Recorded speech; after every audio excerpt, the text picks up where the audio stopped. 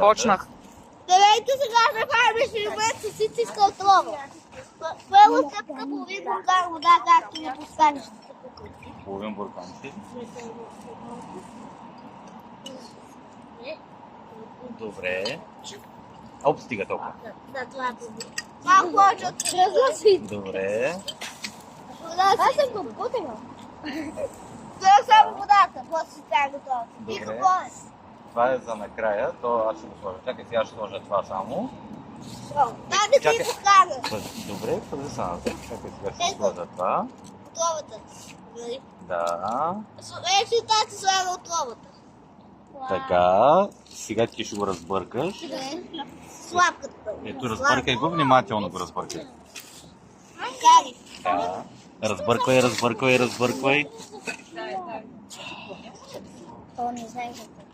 Той ти иска отрова, Ангел. Добре. И лава е. Да, и слабката става и лава.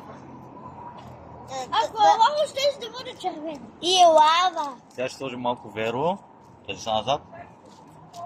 Само да не изригне. Няма да изригне още.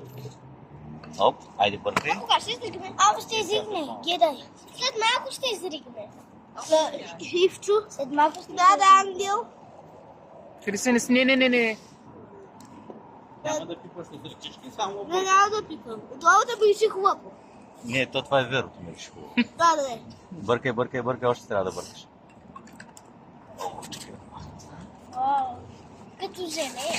Сега става розово. Розово желе. Така остави вътре. Само отгоре. Уау, като Сега прокат. ще я сложим. Много е И- красиво. Като прокат. И аз сега се дръпнете назад.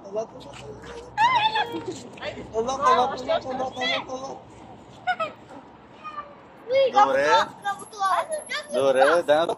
Готови ли сме? Да. Добре.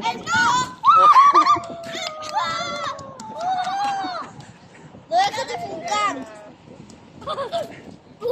Мирише на хубаво. Това е Да, ама няма да пипате. Няма да пипате. само ще помирише. Не Хрисе, пипай, не пипай. Казвам, Не пипаш. Защото назад. Това е